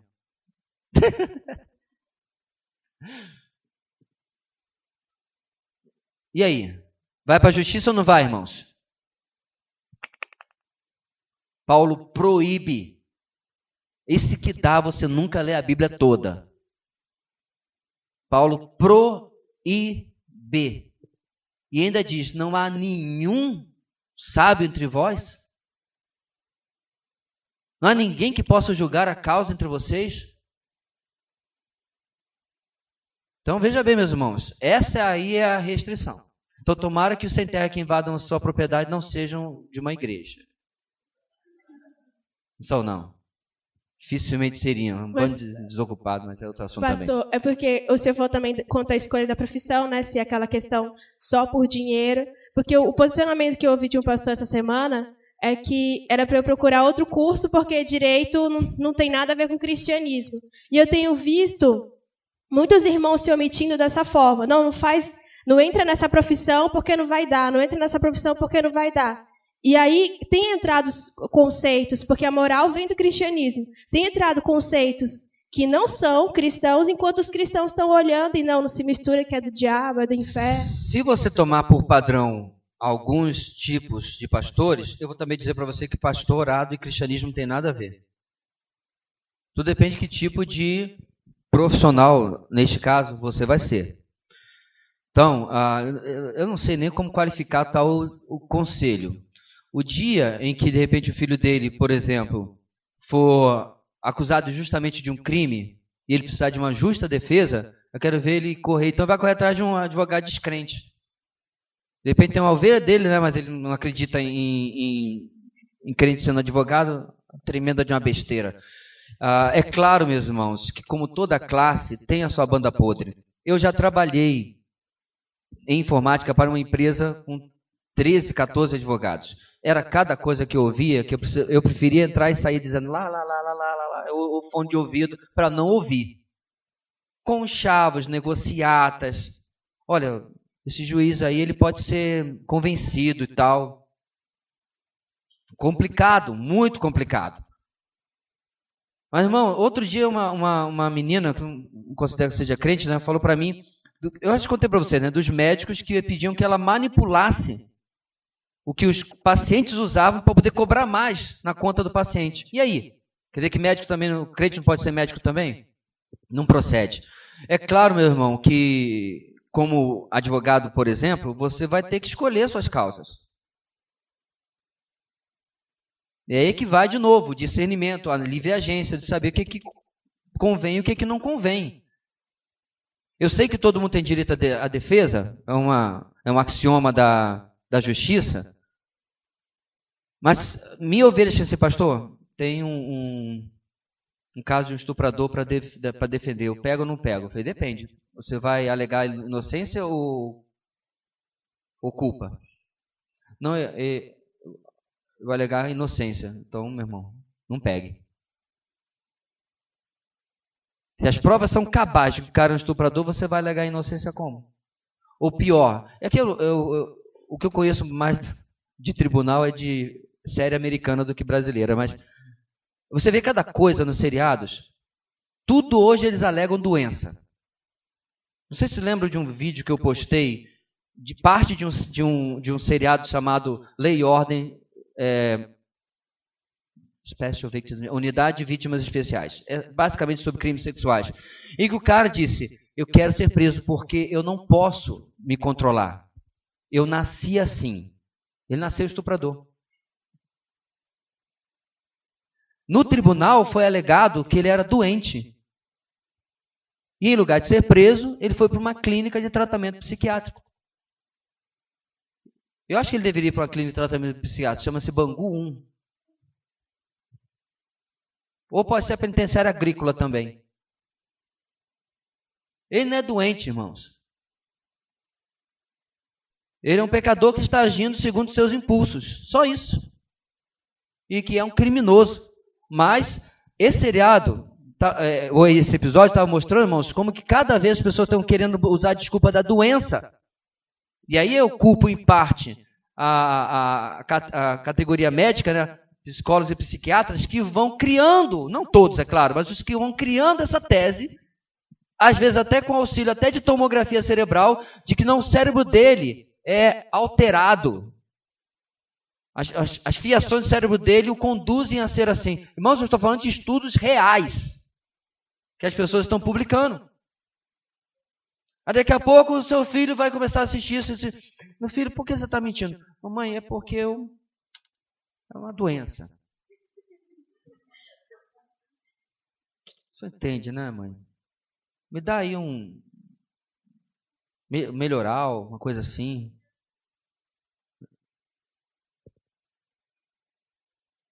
Né? Porque tudo agora, então, de novo, irmãos, na nossa profissão a gente vai ter que ter uma ética. É claro que tem profissões, pastor, é que então, eu tenho um bordel, me converti, o que eu faço? Fecha, ué. E de preferência reúne todas as mocinhas e explique por que você está fechando. Se quiser, eu vou até lá pregar. Só diga, por favor, que elas estejam à paisana, não com roupa de trabalho. Ora, é claro que tem profissões que são completamente incompatíveis com a fé cristã. Lá no Rio de Janeiro, um irmão contou, né, 30 anos atrás, como antes dele me contar, já deve ter até morrido, o dilema dele, porque ele tinha um boteco português, né, aquele boteco raiz mesmo. Pote de ovo cozido, colorido, é claro, né? Pote daquele negócio em conserva, com aquele óleo que ele trouxe de Lisboa 50 anos antes e tal, mesmo óleo. Pé sujo mesmo, 2 dedinhos na pinga e tal. E aí ele se converte, uma cruzada evangelística. E aí? E o pastor dele falou, meu irmão, não tem condição. É incompatível com a fé, com aquilo que você acredita hoje. E aí ele fechou o bar, não sei o que ele fez e tal na vida, mas graças a Deus, Deus supriu, Deus abriu as portas. Mas com certeza você pode ser um advogado para a glória de Deus e a maioria das profissões é só na maneira como você vive. Outro dia perguntaram também uma coisa mais grave, irmãos, você pode ser um policial agora, subindo a rocinha para a glória de Deus? Por favor. Por favor, seja. Caso contrário, nós somos, irmãos, isso aí é pensamento humanista de esquerda. Não, faz o seguinte, vai ser policial, aí faz assim, vai na rocinha e distribui flor. Soltam as pombas brancas. Aproveita e põe um alvo bem aqui e aqui, enquanto você estiver fazendo isso, para facilitar a vida do marginal. Tem condição, meus irmãos? O pensamento hoje está tão ridículo que alguns falaram que foi um absurdo os países terem se juntado para promover a guerra contra a Alemanha na Segunda Guerra Mundial. Alguém já viu aqui o filme A Nação do Medo? A Nação do Medo é um filme maravilhoso, extremamente inteligente.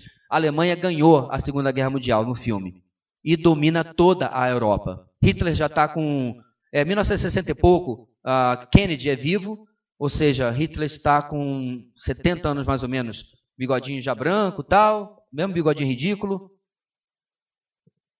Só que ninguém sabe do que ele fez com os judeus. Esse era o cenário que nós teríamos se os aliados não tivessem varrido a Alemanha e os nazistas. Então você vê, meus irmãos, a gente tem que parar. Esse aqui a gente está entrando... Bom, nosso estudo é assim, né? Ninguém está com pressa, não sei, ir para o céu, então, de repente, em 2018 a gente termina esse estudo. Mas a ideia aqui, meus irmãos, é o campo da ética cristã. Uma coisa é você... Fulano me cortou no trânsito, eu vou dar um tiro nele. Outra coisa totalmente diferente é um policial, no desempenho da sua função, ir atrás do bandido e devolver o tiro que está recebendo. Não acredite no que a mídia vive falando. Esse episódio lá no Morumbi foi ridículo. Vocês souberam lá? Que tentaram fazer um arrastão. O Morumbi é um bairro nobre de São Paulo, tá? Rico. Tentaram fazer um arrastão nas mansões do Morumbi. A polícia chegou. Eu não sei se eram só 10, mas 10 bandidos foram mortos.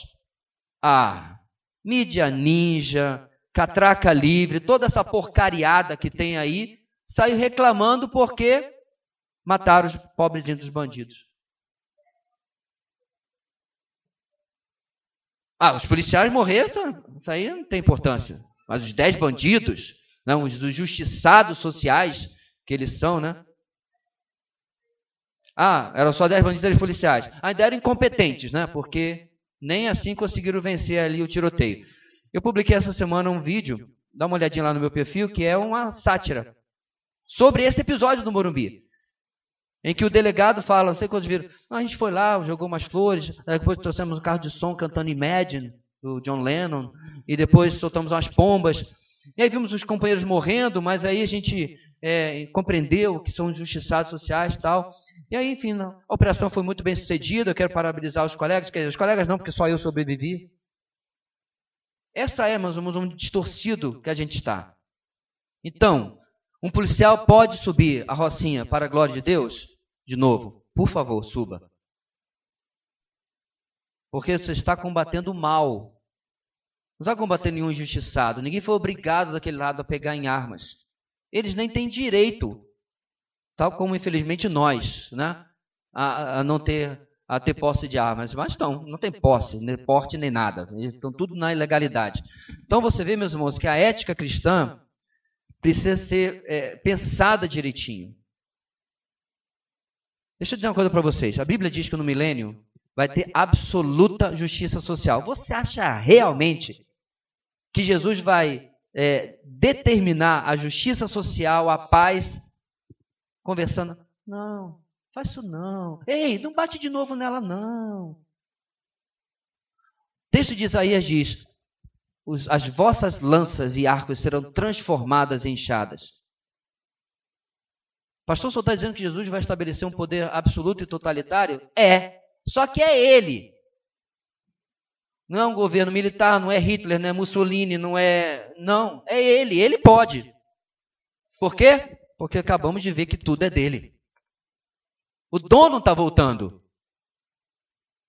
Deus nos livre de que no milênio tenha sequer democracia. Espero que não tenha, não.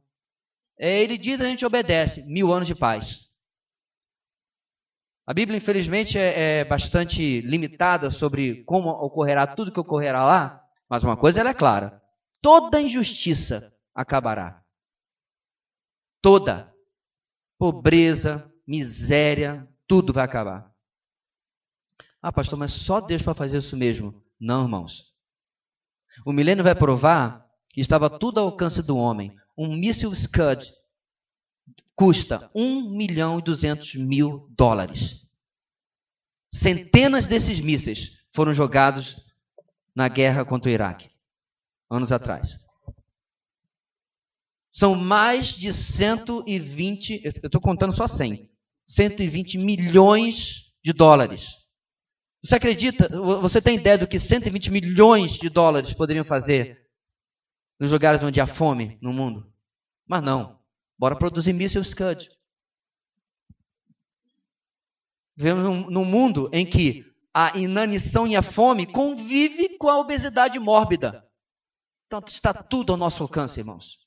O homem simplesmente não quer. Nós temos um país, membro da OPEP, o mais rico em petróleo da América do Sul, com a população passando fome. O homem não quer. Nós temos um país aqui que arrecada por ano, só este ano, mais de 1 trilhão. Não sei nem quantos zeros vai nesse trem. 1 trilhão em impostos. Aí você chega no hospital e está o pessoal pelos corredores, porque o bendito do novo bloco nunca fica pronto. Mas quando chegar no que vem na eleição, rapidinho, vão terminar de fazer o prédio. Aí você diz, meus irmãos, que não há condição de ter as mesmas situações de justiça hoje? Tem, mas o homem não quer. Capitalismo, socialismo, não importa. O homem não quer. Ele quer sempre reter cada vez mais. Diga, Gustavo. Pastor, um tempo atrás o senhor disse a respeito de um crente recém-convertido, creio eu que submisso e quebrantado, ele se entregou à polícia porque tinha cometido um crime. Que citou agora também a questão do bar e, enfim, de outros trabalhos que contrariam aí a conduta cristã. A questão, vou tentar ser bem claro. Quanto ao dízimo, o crente que não dizima, ou que apenas simbolicamente dizima, uma quantidade ínfima, perto do que tem e tudo mais, ele não está quebrantado, ele não está submisso, uma vez que entendo que se eu tenho oportunidade de escolher o que comer, o que vestir e até o que beber, eu sou rico. Qual que é o problema aí dessa questão? Muito bem.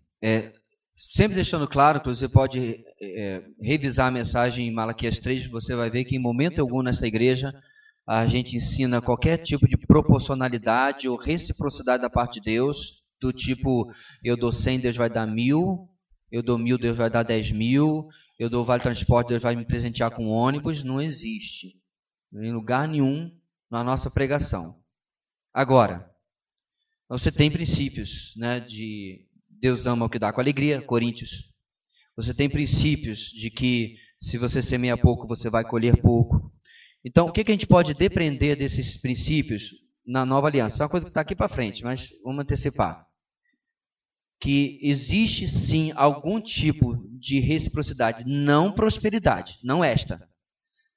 Na forma como Deus enxerga o que está no meu coração, nessa área que nós estamos tratando de bens materiais.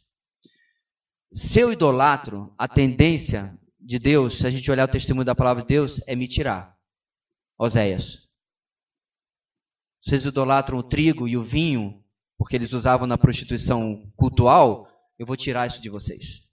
Então existe um princípio que Deus age, porque aquilo está tomando o lugar dele e ele não divide a glória dele. E há o princípio de Deus, paralelamente, suprir diante da liberalidade do meu coração. Eu nunca usaria nessa igreja de que o não dizimista é ladrão. Esse é um princípio esse é um termo de Malaquias, dentro do aspecto da lei judaica, na qual nós não estamos mais. Mas eu entendo, meu irmão, que, inclusive por isso que eu sempre peço um relatório de você e do tesoureiro, né, segundo tesoureiro do primeiro, de quantos dizimistas nós temos, mas eu nunca pergunto o nome, você é testemunha disso. Eu não tenho a mínima ideia, a mínima. Eu só sei quem são 3 dizimistas desta igreja. Eu, minha esposa e meu filho mais velho. De resto, eu não sei nem se os líderes da igreja são. E vai continuar sendo assim. Mas eu sempre peço um relatório sobre o número de dizimistas em relação à idade adulta, né, maior de idade, e ser ativo financeiramente. Exemplo. Até o ano passado, contava-se na minha casa, só com o meu dízimo da minha esposa, 3 dizimistas. Porque meu filho é de maior, mas não trabalhava, correto? Lembra disso? Eu pedi que vocês fizessem esse cálculo. Pois bem, a partir de agora, ele dizima sozinho. Então, eu conto lá em casa, nós dois e ele, o dele. Numa casa, por exemplo, que tem 3 filhos adultos, maior de idade, mas os 3 não trabalham e os pais são dizimistas, nós temos contado quanto? 5. São os pais dizimistas e os 3 que são de maior, mas não trabalham. Mas nós temos contado, para não ser injusto no nosso cálculo. E eu não gostaria de falar aqui nesses números, numa gravação que vai ficar para todo sempre, amém? Mas nós não estamos bem. E o irmão que diz, eu sabe melhor do que isso. Então eu vejo, meus irmãos, que esse é um problema espiritual. Acima de qualquer coisa. Não é um problema financeiro. É um problema de confiança, dependência de Deus, de que Ele é capaz de manter a minha vida com 90%. Agora, quanto a isso, meus irmãos, você lembra que eu contei para vocês a história da minha vozinha, né? Que eu ia lá pegar o envelope dela e estava lá.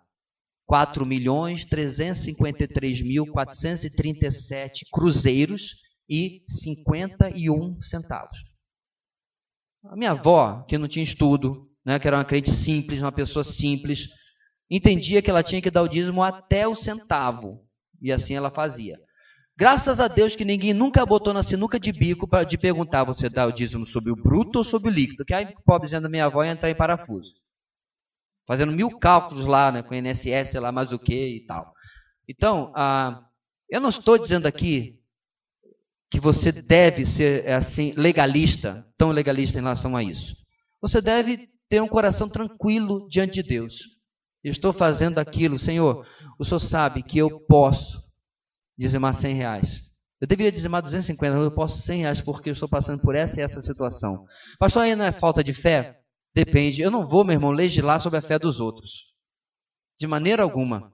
Você tem que entender se é isso que Deus está dizendo para você fazer. Ou não. Porque, como eu disse, é um princípio voluntário de contribuição. Mas é um princípio que eu compreendo e ensino como um princípio ainda válido. Porque está antes da lei, exemplificado em Abraão, o pai da fé.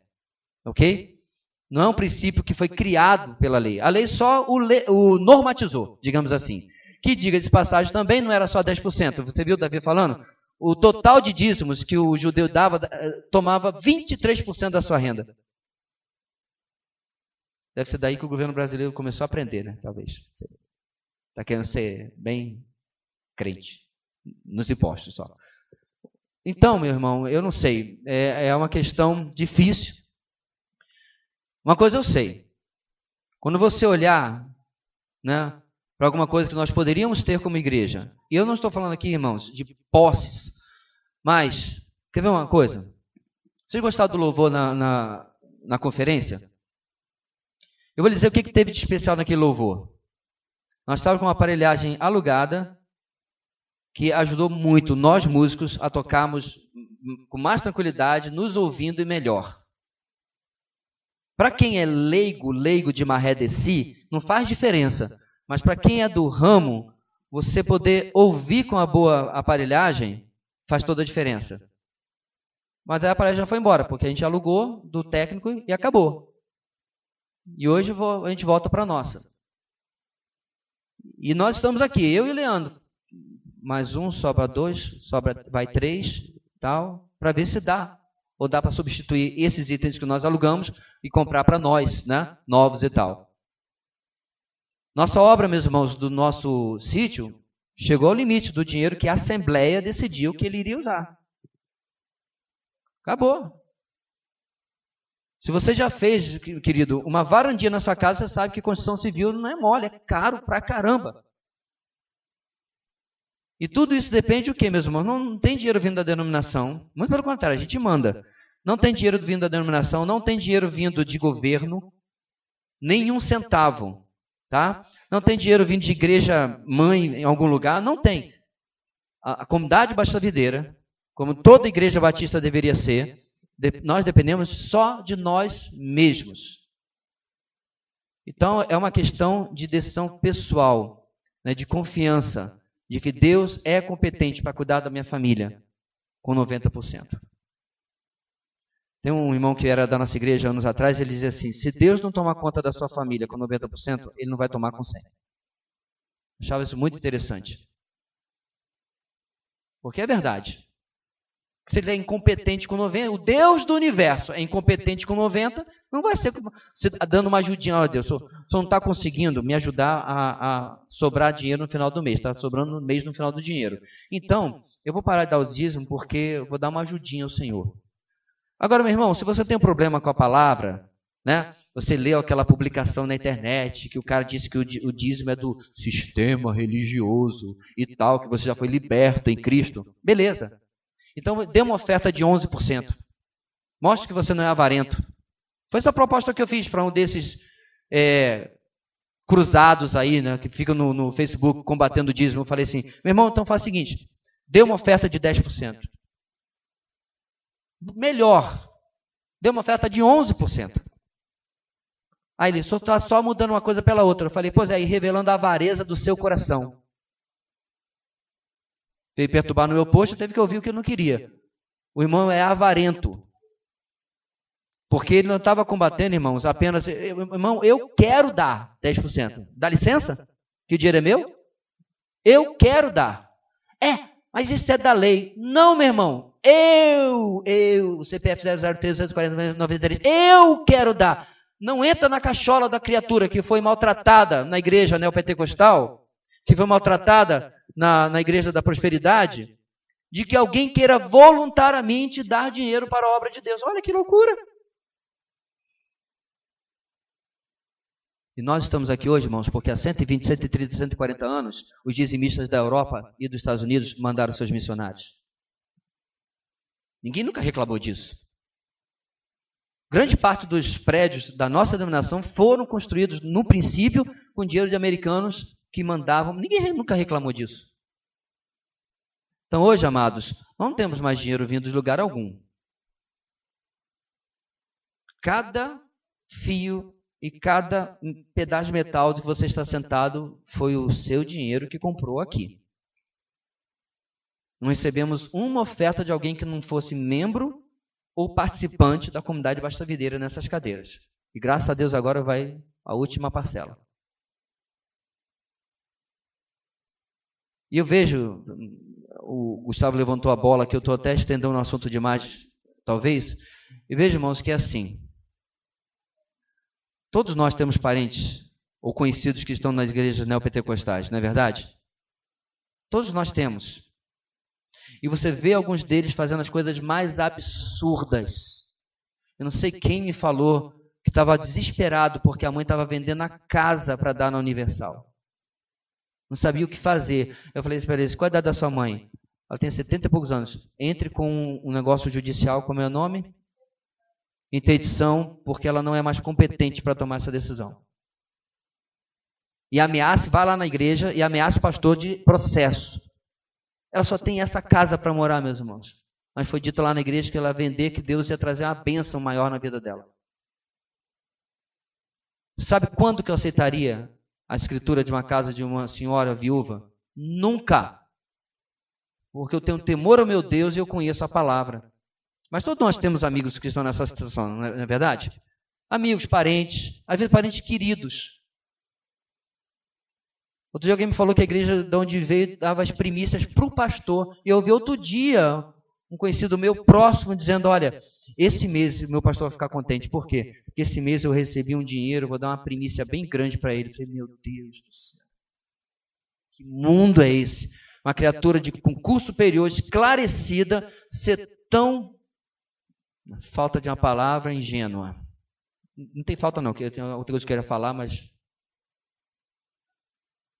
Aí vai a pergunta, irmão. Você está num lugar que nada lhe é exigido.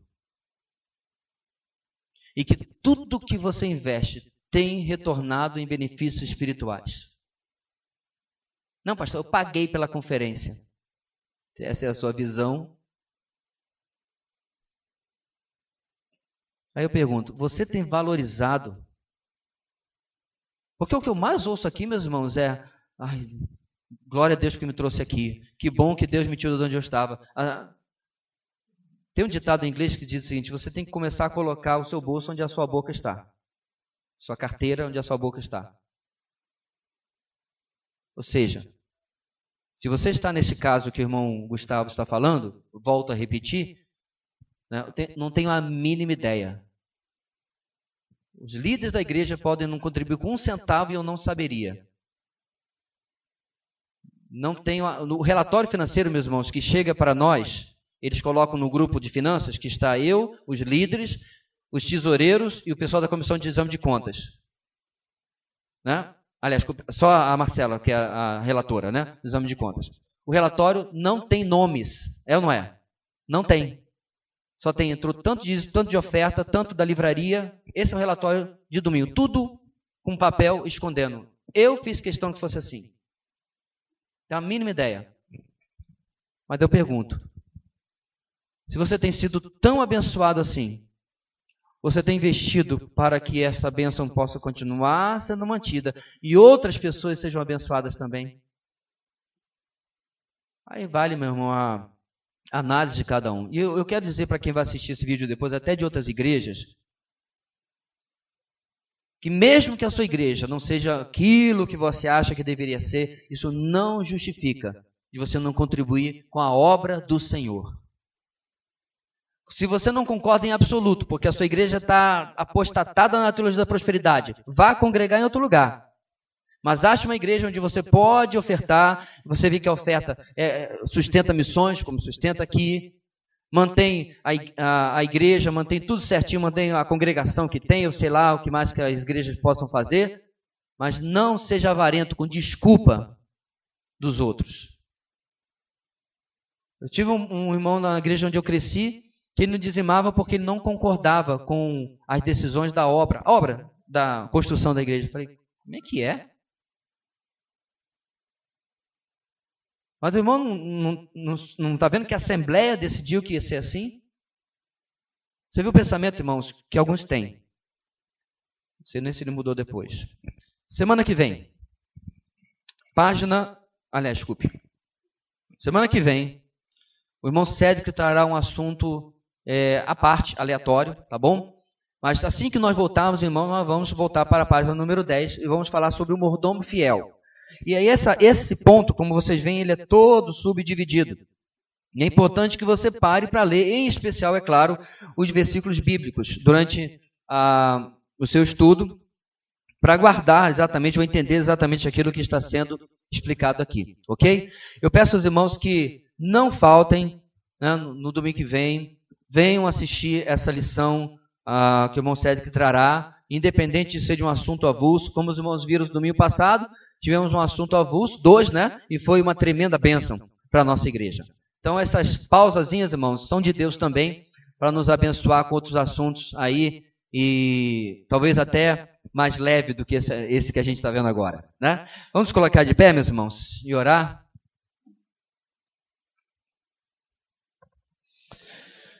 Deus querido, dá-nos entendimento, ó Pai, e obediência naquilo que o Senhor tem nos falado. Que possamos, ó Pai, ser dedicados à Tua obra, enquanto também, ó Pai, servimos ao nosso próximo, cuidamos da nossa família, tudo com equilíbrio. Tudo, ó Deus, debaixo da orientação que o Senhor dá para que possamos fazer. Obrigado, ó Pai, por tudo aquilo que temos recebido da Tua parte. E que possamos, ó Pai, digerir e nos alimentar da Tua palavra, fortalecendo assim nossa fé, nosso testemunho, nossa conduta em toda a nossa vida. É o que oramos, em nome de Jesus. Amém.